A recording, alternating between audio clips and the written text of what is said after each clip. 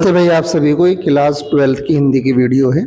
इस वीडियो में हम डिस्कस करने वाले महत्वपूर्ण चीज़ों के लिए जो आपको कल पेपर में काम आएगी। हिंदी का पेपर आपका 100 नंबर का है, पूरा का पूरा पेपर करना है, कुछ चीज़ें छोड़नी नहीं है। जिन बच्चों ने अभी तक ज़्यादा कुछ पढ़ा नहीं है उनका मैं रिवीजन करा देता हूँ। लगभग ये आधे घंटे की वीडियो बनने वाली है। इस वीडियो में हम बहुत सारी चीज़ों को समझने वाले हैं। सबसे पहले 5 नंबर के आपके MCQ आएंगे जो 5 नंबर के रहेंगे। OMR सीट नहीं मिलती है, 10th में तो मिलती है, 12th में नहीं मिलती। आपको उसी कॉपी में करने हैं MCQ। 5 नंबर के आपके पदांश के MCQ आएंगे। इसके लिए लगभग आपके क्वेश्चन बैंक में दिए हुए 200-300 MCQ, उन्हें पढ़ना चाहो या मैं आपको थोड़ी देर में भी दिखा देता हूँ, उन्हें आप पढ़ लेना। फिर व्याख्या आएगी आपके 10 नंबर की। व्याख्या कौन कौन से चैप्टर की पढ़नी है? एक चैप्टर का नाम है हम और हमारा आदर्श, डॉक्टर APJ अब्दुल कलाम। एक चैप्टर का नाम है निंदा रस, हरिशंकर प्रसाई इसके लेखक है। एक है आपका अशोक के फूल जिसके लेखक है आचार्य हजारी प्रसाद द्विवेदी। इन चैप्टरों की आप रीडिंग लगा के इन व्याख्या को पढ़ सकते हैं, या मैं थोड़ी देर में भी इसकी वीडियो आपको क्या नाम है इमेज दिखाता हूँ और उसकी व्याख्या आपको समझाता हूँ। एक है राष्ट्र का स्वरूप, डॉक्टर वासुदेव शरण अग्रवाल है। एक है पदांश की व्याख्या, ये भी 10 नंबर की आएगी। 2-2 नंबर के 5 क्वेश्चन है। पहले क्वेश्चन तो आपका संदर्भ ही रहेगा जिसमें पाठ का नाम और लेखक का नाम लिखना होता है। तो एक चैप्टर है सजीदानंद हीरानंद वात्सल्य अज्ञे का, शीर्षक है मैंने आहुति बनकर देखा है। और एक शीर्षक है हिरोशिमा जिसमें घटना का वर्णन करा गया है। जापान के 2 शहर थे हिरोशिमा नागासाकी, वहाँ पर अमेरिका देश ने परमाणु बम गिराए थे जिसके कारण वह तहस नहस हो गई थी। इसमें उस कविता का वर्णन करा गया है। एक है रामदर्शन दिनकर की, शीर्षक है अभिनव मनुष्य, बहुत अच्छी बात है। इसमें विज्ञान के आविष्कारों का वर्णन करा गया है कि आज की दुनिया विचित्र और नवीन है और उसने कितनी तरक्की हासिल कर ली है और असंभव काम भी संभव हो पाया है विज्ञान से। जीवन परिचय कौन कौन से आपको पढ़ने हैं अपने आप? एक है वासुदेव शरण अग्रवाल का, आंसर मैंने लिख दिया है। 1904 ईस्वी में जन्म हुआ था, 1967 में इनकी मृत्यु हुई थी। तो इसे आप अच्छे से पढ़ लेना, देख लेना, ठीक है। मेन बातें मैंने आपको नोट कर दी है इसमें अच्छे से। पूरे जीवन परिचय जिन बच्चों को अच्छे नंबर चाहिए, और इनकी रचना याद कर लेना। निबंध पृथ्वी पुत्र कला और संस्कृति कल्पवृक्ष, जिनकी रचना है संपादन एक है आचार्य हजारी प्रसाद द्विवेदी। तो पहला है आपका डॉक्टर वासुदेव शरण अग्रवाल और सेकंड है आचार्य हजारी प्रसाद द्विवेदी, जिनका जन्म हुआ था 1907 ईस्वी में, मृत्यु हुई थी 1979 ईस्वी में। जिन्हें निबंधकार के रूप में, उपन्यासकार के रूप में, आलोचक के रूप में जाना जाता है। और इन्होंने हिंदू काशी विश्वविद्यालय और पंजाब विश्वविद्यालय जैसी संस्थाओं में हिंदी विभाग के अध्यक्ष भी रहे थे ये, इनके याद कर लेना। और 19 मई 1979 ईस्वी को ये महान साहित्यकार रोग बीमारी हो गई थी और जिसके कारण ये सदा के लिए ये चले गए थे, है ना। इनके निबंधकार थे, आलोचक के रूप में इन्होंने योगदान दिया, उपन्यासकार के रूप में। इनकी जो महत्वपूर्ण रचना है वो है बाणभट्ट की आत्मकथा। ये इनकी महत्वपूर्ण रचना है। 2 रचनाओं के नाम जरूर लिख के आने हैं जीवन परिचय के साथ में, आपको याद होने चाहिए, ठीक है। एक डॉक्टर APJ अब्दुल कलाम का जीवन परिचय आ सकता है। ये 3 इंपोर्टेंट, इनमें से एक आपको मिल सकता है और बाकी हो सकता है तीनों ये मिल जाए, या इनमें से 2 मिल जाए और एक आपको अलग। अगर आप इन तीनों को पढ़ लेते हैं तो पूरी संभावना है कि आपके पेपर में काफ़ी बेनिफिट होने वाला है। 1931 में जन्म हुआ था और 2005-15 में इनकी मृत्यु हो गई थी।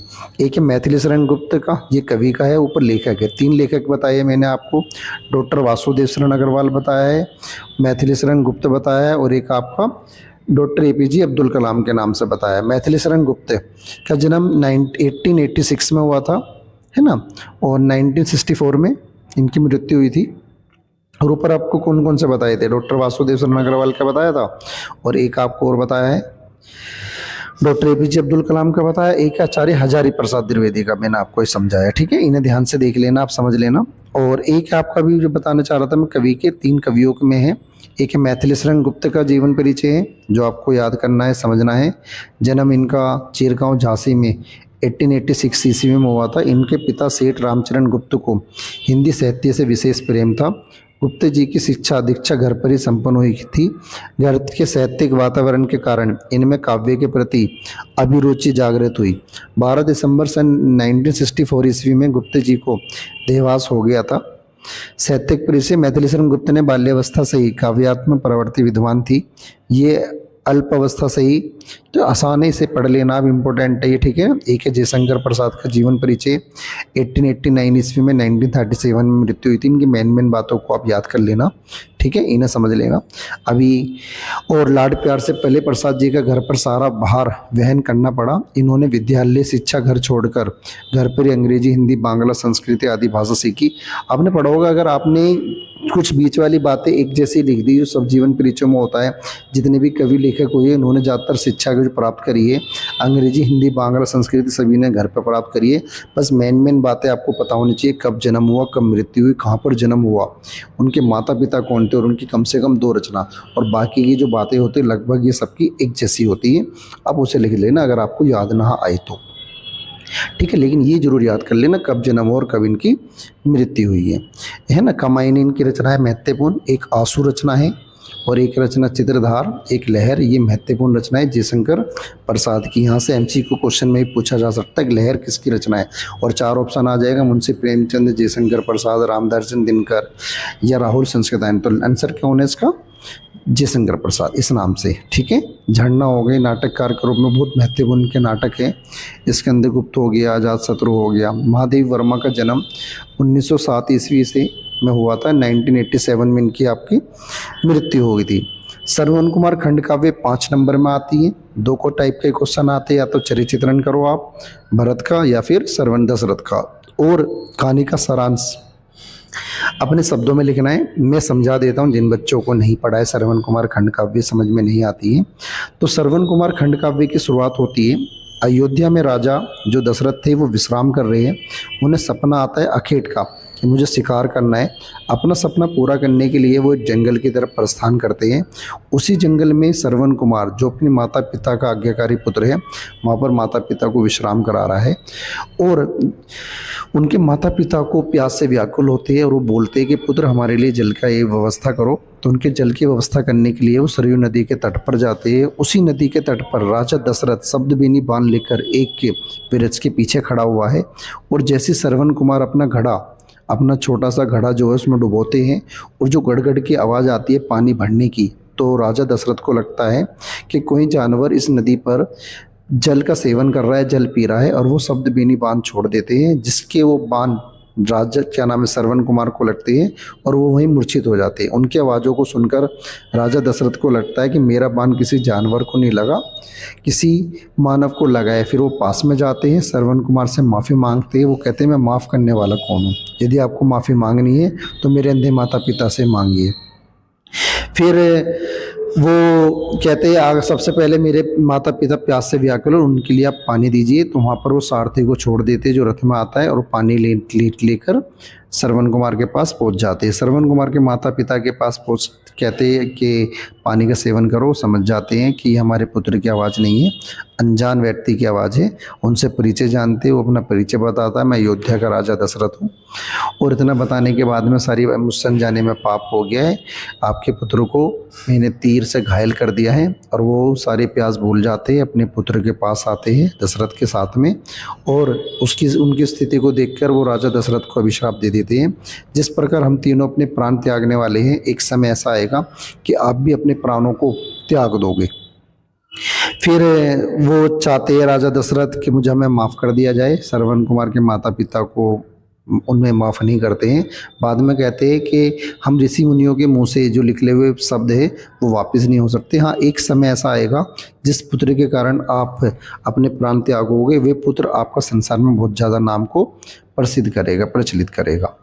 फिर राजा जो दशरथ है वो अपने महल में आते हैं, और इस घटना का वर्णन वो किसी से नहीं करते हैं। एक समय ऐसा आता है कि राजा राम को 14 साल का वनवास होता है, और उस समय दशरथ की मृत्यु हो जाती है अपने पुत्र के वियोग के कारण, कि उनके पुत्र जो है वो 14 साल वनवास पे गया था। वहाँ पे वो अभिशाप पूरा हुआ है जो श्रवण कुमार के माता पिता ने दिया है। मुझे लग रहा सारांश समझ में आ गया होगा। इनके सर्गी की हेडिंग याद करके वैसे भी याद कर सकते हो, सारांश आए तो पूरा लिख सकते हो। संस्कृत का हिंदी में अनुवाद आएगा 7-7 नंबर के, कौन से आएगा भी थोड़ी देर में मैं समझा देता हूँ। एक कहानी है पंचलैट या बहादुर का सारांश आएगा।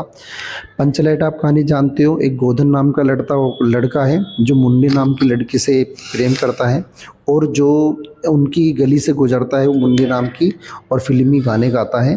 गांव वालों को पता पड़ जाता है और उसे का जो हुक्का पानी बंद करके उसे गांव से निकाल देते हैं, जिससे कि गांव का माहौल और ना बिगड़े। और वहाँ पर जो है एक मेहता टोली होती है, एक प्रोग्राम होता है और उस प्रोग्राम में सोचा जाता है हम पंच लाइट लाएंगे और उस पंच लाइट को जलाएंगे मेहता टोर क्या नाम है रामनवमी के दिन में। लेकिन बाद में पता पड़ता है कि इस पंच लाइट को जलाना कोई नहीं जानता है। उस पंच लाइट को जलाना सिर्फ एक ही व्यक्ति जानता है, वो है गोधन, लेकिन उसका हमने गाँव निकाला कर दिया है। बाद में जो मुंडे के बाद माध्यम से बातें पता पड़ती है किसे वो जानता है, फिर उसे वापस गांव में बुलाया जाता है, क्या नाम है गोधन को। और जैसे ही वो गांव में आता है प्रवेश करता है और मेहता टोली के साथ मिलकर जो वहाँ पर रामनवमी का प्रोग्राम हो रहा है वहाँ पर वो पंच लाइट को जला देता है। गांव वाले बहुत ज़्यादा खुश हो जाते हैं उस देखकर और उसकी सारी गलतियों को माफ़ कर देते हैं और वो कहते हैं कि गाओ वो फिल्मी गाना आपके साथ खून माफ़, आपने जो गलती करी है वो आपके माफ़ होते हैं। फिर जो क्या नाम है मुंडी की जो माँ है गुलेरी, वो उसे भोजन पर बुलाती है और अपनी बेटी के साथ उसे भोजन खिलाती है। तो ये बिल्कुल ख़त्म हो गई है। पंचलाइट के जो लेखक है वो फणीश्वर नाथ रेणुका है। ऐसी बहादुर कहानी के जो लेखक है वो अमरकांत है। लेखक के नाम लिखने का भी एक नंबर है। बहादुर कहानी का सारांश भी बिल्कुल उसी तरह से दोनों में से एक करना होता है, दोनों लगभग पेपर में आती हैं। बहादुर कहानी का जो सारांश है वो इस प्रकार है। एक बहादुर नाम का नेपाली लड़का होता है जो अपने परिवार से बहुत ज़्यादा परेशान होता है। अपने परिवार को सबक सिखाने के लिए बाहर चला जाता है, लेकिन बाहर पता पड़ता है ऐसे कि रोज़गार किस प्रकार मिलता है। एक के यहाँ पर वो नौकरी करता है है ना, नौकरी करने के बाद उसे कुछ पैसे दिए जाते हैं और और काम दिया जाता है। बाद में उसी घर में जिस समय नौकरी करता है वहाँ पे घर वालों को बहादुर की आदत पड़ चुकी है, जो भी वो काम करेंगे सब बहादुरी करके उन्हें देता है। एक समय उनके घर में चोरी हो जाती है, सोने का हार चोरी हो जाता है। बाद में पता पड़ता है कि वो सोने का हार मिल नहीं रहा है। उसका जो शक जाता है वो बहादुर पे जाता है कि इसकी जो चोरी करी है वो बहादुर ने करी है। बाद में बहादुर से पूछताछ होती है, बहादुर मना कर देता है मैंने चोरी नहीं करी। उसे बहुत बेदर्दी से पीटा जाता है। पीटने के बाद में वो मना करता है मैंने नहीं करा। बाद में उसे एहसास होता है कि हाँ मेरी इज्जत नहीं है, उसे छोड़ के चला जाता है। छोड़ के जाने के बाद में फिर वो घर में दोबारा साफ सफाई होती है और जो सोने का हार है वो उन्हें घर पे ही मिल जाता है। मिलने के बाद में फिर वो बहादुर को बुलाते हैं, फिर वो वापस नहीं आता, उसे ढूंढा जाता है, वो ढूंढता नहीं है, है ना। तो ये इस बहादुर की कहानी का सारांश है और अच्छे से पढ़ना चाहो तो आप अपने आप भी पढ़ सकते हो। एक है व्याकरण। व्याकरण में मुहावरे आते हैं, शब्द अनेक शब्दों के लिए आते हैं, त्रुटि आती है ना, बहुत सारी चीज़ें आती है व्याकरण में। 4-5 चीज़ें भी मैं आपको बता दूंगा। पेपर में निबंध आएगा और पत्र आएगा। कौन सा निबंध आ सकते हैं, पत्र आएंगे, आपको मैं भी बताता हूँ। ठीक है, देखिए आप ये आपके वो गद्यांश के पदांश के महत्वपूर्ण प्रश्न है जो एमसीक्यू है, जो शुरू में 10 नंबर के आएंगे। उनकी मैंने स्क्रीनशॉट डाल रखे हैं, इन्हें देख सकते हो आप, है ना। इनमें आंसर के साथ है परिवर्तन किस कवि की रचना है, सुमित्रानंदन पंत की रचना है। छायावादी काव्य के रचनाकार नहीं है, महादेवी वर्मा नहीं है। तो इस तरह के क्वेश्चन है, देख सकते हो आप। ये काफ़ी रिपीट भी होते हैं पेपर में। सुमित्रानंदन पंत को ज्ञानपीठ पुरस्कार उनके किस रचना पर मिला था, चिदम्बरा पर मिला था। छायावाद की विशेषताएं, जितने भी ये युग होते हैं ना, छायावाद, प्रगतिवाद, इन सभी युगों से एक एक क्वेश्चन आ सकता है। कमाइनी झंडा किस युग की रचना है, छायावादी युग की रचना है। कमाइनी महाकाव्य में सर्गों की संख्या कितनी है, 15 है। इस प्रकार के क्वेश्चनों को ध्यान से देख के जाना, आराम आराम से मैं कर रहा हूँ, इन्हें आप आंसर याद कर लेना। कला और बूढ़ा चांद सुमित्रानंदन पंत को पुरस्कार प्राप्त हुआ था किस चीज़ पर, 37 एक आदमी पर उन्हें पुरस्कार प्राप्त हुआ था। ठीक है, किस कवि को ज्ञानपीठ पुरस्कार नहीं मिला है, जयशंकर प्रसाद को नहीं मिला है। सुमित्रानंदन पंत की रचना नहीं है, कौन सी नहीं है, रसवंती। बाकी इनकी जो रचना है पर ठीक है। चित्रधारा काव्य की भाषा है ब्रज है। लहर के रचनाकार है जयशंकर प्रसाद। अभी मैं जब जीवन परिचय बता रहा था तो मैंने आपसे बोला था कि इनकी रचनाओं को एमसीक्यू में पूछा जा सकता है 4। ऐसी कमाइनी की जो रचना है वो जयशंकर प्रसाद है। ठीक है, जयशंकर प्रसाद द्वारा ब्रज भाषा में रचित काव्य संग्रह है चित्रधारा है। तो महत्वपूर्ण ये क्वेश्चन है ना एमसीक्यू। यामा रचना किसकी है, महादेवी वर्मा की है। निम्नलिखित में से किन्हें ज्ञानपीठ पुरस्कार नहीं मिला है, तो किन्हें नहीं मिला है, निराला को नहीं मिला है। छायावाद काल का समय कब होता है, 1919 से 1938 तक होता है। कमाइनी के प्रथम सर्ग का नाम बता दो, चिंता है। सुमित्रानंदन पंत सुकुमार कवि है, प्रकृति के। तो ये महत्वपूर्ण आपके एमसीक्यू है, इन्हें देख लेना आप और आराम आराम से इन्हें आप याद कर लेना। स्क्रीनशॉट लेके ये वीडियो को स्टॉप कर करके भी आप याद कर सकते हो, है ना। तीसरा सप्तक प्रकाशन हुआ था, देख रहे हो 17, 20, 22, 24 और 25 में बोर्ड के पेपर में आया है 1959 में। तो जितने भी ये प्रथम द्वितीय तृतीय हुए सबके एक एक ही पूछे जा सकते हैं। कौन सी रचना धर्मवीर भारती की है? अंधा युग है। दूसरा सप्तक कब हुआ था? 1951। मैंने आपको बोला था भी ये प्रथम द्वितीय तृतीय ने याद आप कर लेना। तार सप्तक के संपादक अज्ञेय हैं। परशुराम की प्रतीक्षा किसकी रचना है? रामधारी सिंह दिनकर की रचना है। रामधारी सिंह दिनकर, जयशंकर प्रसाद, मुंशी प्रेमचंद ये ऐसे लेखक है जिनकी रचना सबसे ज़्यादा पेपर में पूछी जा सकती है। ठीक है, रामधारी सिंह दिनकर की रचना नहीं है। सुनहले सहवाल। आज्ञेय को भारतीय ज्ञानपीठ पुरस्कार प्राप्त हुआ था कितनी नावों में कितनी बार पर? तो ये महत्वपूर्ण आपके वो है एमसीक्यू क्वेश्चन, इन्हें आप देख लेना और पढ़ लेना। रामधारी सिंह दिनकर के द्वारा रचित ग्रंथि है हुंकार है। ठीक है ना, ये इंपॉर्टेंट है। सारे इंपॉर्टेंट मैंने डाल दिए, ज़्यादा नहीं है, वैसे 400 पढ़ने पड़ेंगे। इनमें आप देखोगे लगभग 70-80 एमसीक्यू है। इन 70-80 एमसीक्यू में वो सारे इंपॉर्टेंट मैंने इसमें डाल दिए हैं। हरी घास पर क्षण भर यज्ञ किए, रामधारी सिंह दिनकर की रचना है। परशुराम की प्रतीक्षा भी ऊपर भी आया था। कभी आपको दे देगा परशुराम की प्रतीक्षा के रचनाकार कौन है? रामधारी सिंह दिनकर। जो क्वेश्चन है वो आंसर बना दिया जाएगा और आंसर को क्वेश्चन बना दिया जाएगा। ठीक है ना। सो अजान एक सुजान की रचना है, बाल कृष्ण भट्ट है। कवि वचन सुधा पत्रिका किसकी है? भरतेंदु हरिश्चंद्र की है। प्रताप नारायण मिश्र द्वारा संपादित क्षेत्र है ब्राह्मण। ठीक है, इन्हें आप अच्छे से देख लेना। प्रथ हिंदी की प्रथम कहानी किसे मानी जाती है? इंदुमती। प्रत्येंदु युग की पत्रिका नहीं है सरस्वती। ठीक है ना, सरस्वती पत्रिका के प्रथम संपादक कौन है? श्याम सुंदर दास है। आसान है, ये आप देख पा रहे हो। ठीक है ना, इन्हें अच्छे। सरदार पूर्ण सिंह किस युग के लेखक है? द्विवेदी युग के लेखक है। किशोरीलाल गोस्वामी की रचना इंदुमती, बोला था प्रथम कहानी है। इंदुमती कहानी के लेखक कौन है? Kishorilal Goswami. Question answer, answer is the question. Kishorilal Goswami की प्रथम कहानी कौन सी है? इंदुमती आपकी, है ना। ठीक है, आसान है ये। आचरण की सभ्यता अध्यापक पूर्ण सिंह, उसने कहा था कहानी के लेखक है चंद्रधर शर्मा गुलेरी। तो इंपॉर्टेंट है जो आपको पढ़नी है। माधुरी पत्रिका किसकी है? द्विवेदी युग की है। किस युग की है? द्विवेदी युग की। मुंशी प्रेमचंद द्वारा संपादित पत्र है हंस। मुंशी प्रेमचंद के उपन्यास भी पूछे जाते हैं। गोदान गबन सेवा सदन निर्मला, महत्वपूर्ण उपन्यास है गोदान गबन सेवा सदन और निर्मला के नाम से। ये 10 नंबर के एमसीक्यू आते हैं जो आपको मैं रिवीजन करा रहा हूँ पेपर के लिए। ज्ञान उदय पत्रिका के संपादक है कौन है? कन्हैयालाल मिश्र प्रभाकर। पैरों में पंख बांधकर यात्रा किसकी? रामवृक्ष बेनपुरी की। वासुदेव शरण अग्रवाल की रचना है भारत की एकता के नाम से है। ठीक है, इन्हें याद कर लेना। बाण भट्ट की आत्मकथा के लेखक कौन है? हजारी प्रसाद द्विवेदी है। डॉक्टर वासुदेव शरण अग्रवाल का निबंध है कौन सा है आपका? माता भूमि है। विचार प्रवाह के लेखक है हजारी प्रसाद द्विवेदी है। वासुदेव शरण अग्रवाल द्वारा लिखित कृति पृथ्वी पुत्र। अभी आपको जीवन परिचय समझा रहा था, उसमें मैंने बोला एक रचना कम से कम जरूर लिखना है, वही वाली रचना है। अशोक के फूल है हजारी प्रसाद द्विवेदी की चैप्टर का नाम है। तो चैप्टरों के नाम के लेखक भी पूछे जा सकते हैं। अभी शुरू में मैंने आपको 4-4 चैप्टरों के नाम दिखाए थे, लेखक के नाम दिखाए थे, वो आपको याद होने चाहिए। भारत की एकता वासुदेव शरण अग्रवाल है। ठीक है, अब थोड़ी व्याख्या आ जाती है ना, व्याख्या देखते हैं। एक है राष्ट्रीय का स्वरूप। पहले जो पैराग्राफ आएगा इस पैराग्राफ को पूरा आपको ध्यान से रीडिंग लगानी है ठंडे दिमाग से। भूमि का निर्माण देवों ने किया है, वे अनंत काल से है। उसके भौतिक रूप, सौंदर्य और समृद्धि के प्रति सचेत होना हमारा अवश्य कर्तव्य है। यहाँ पर डॉक्टर वासुदेव शरण अग्रवाल हमें पृथ्वी के बारे में, भूमि के बारे में सचेत कर रहे, सावधान कर रहे और बता रहे भूमि का निर्माण देवों ने करा है। यानी आपसे नहीं पहले से ये भगवान है ना, वे अनंत काल से है, आपसे नहीं पहले से ये, और देवों ने करा है, भगवान ने करा है। उसके भौतिक रूप, सौंदर्य, समृद्धि के प्रति सचेत रहना हमारा अवश्य कर्तव्य है।